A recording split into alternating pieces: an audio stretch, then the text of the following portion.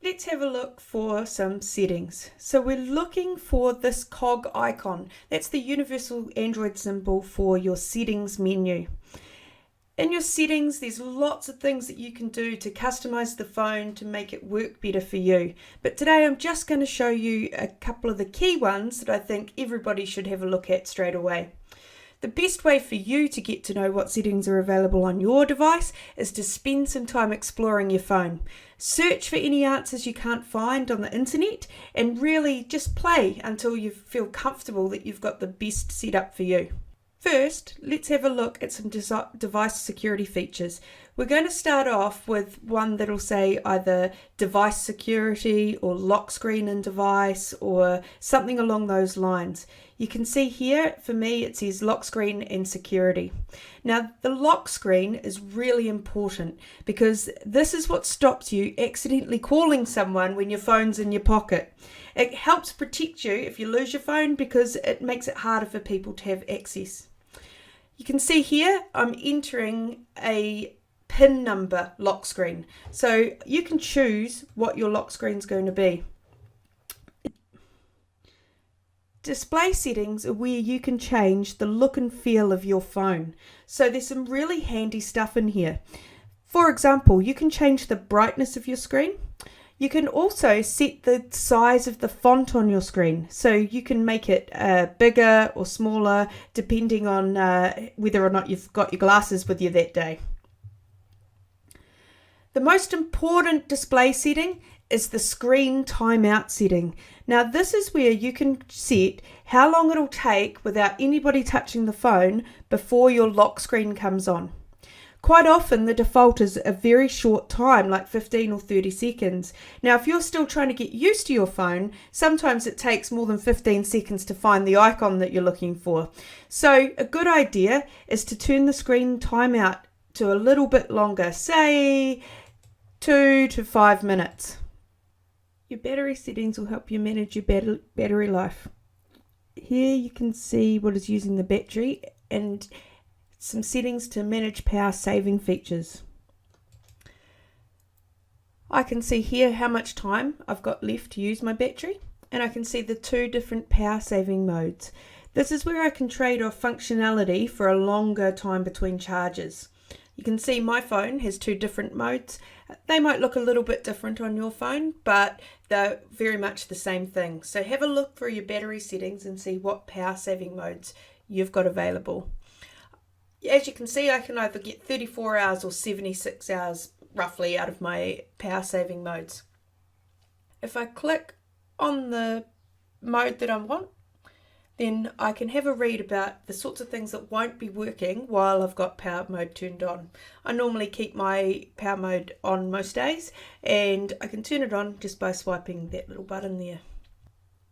The ultra power saving mode is pretty much going to shut nearly everything off. So you can see here what it does and what it doesn't do, but basically it turns off everything that you don't really need, giving you just the basics. But of course you get that 75 hours with the power. Storage shows me how much space I have to save files and install apps. Every phone has a set amount of storage available. You can see here mine is 32 gigabyte and I'm using 9.63 gig out of that. In my storage menu, I can start to come in and have a look and get a better understanding of what's using the most storage on my device.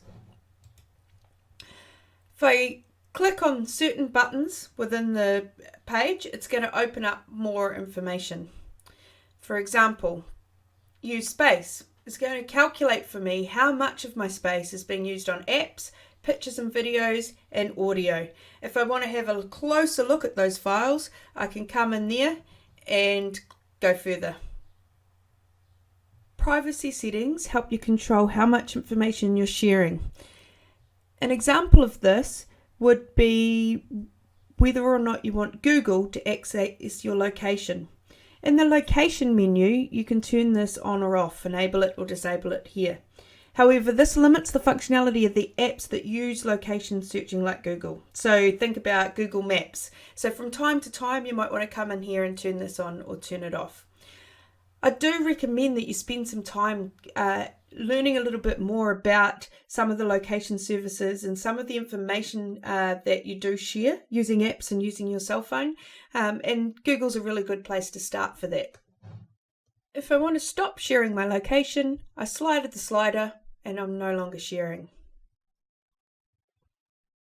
Another advantage of keeping your location sharing on your phone is that you can take advantage of Find My Mobile.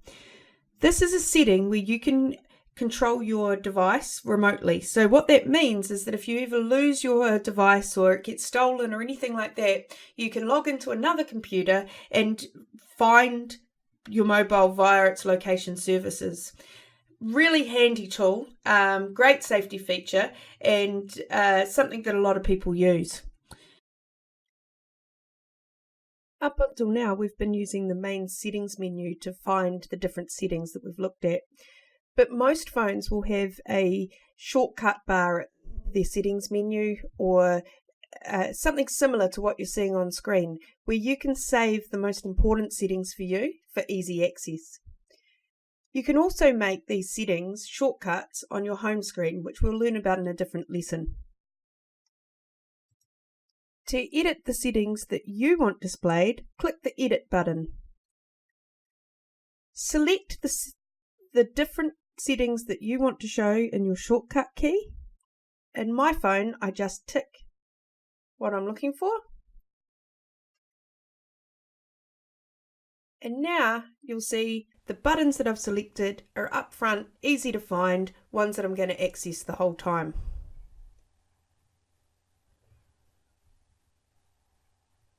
I can still access the settings from our main menu, but this just makes life a little bit easier.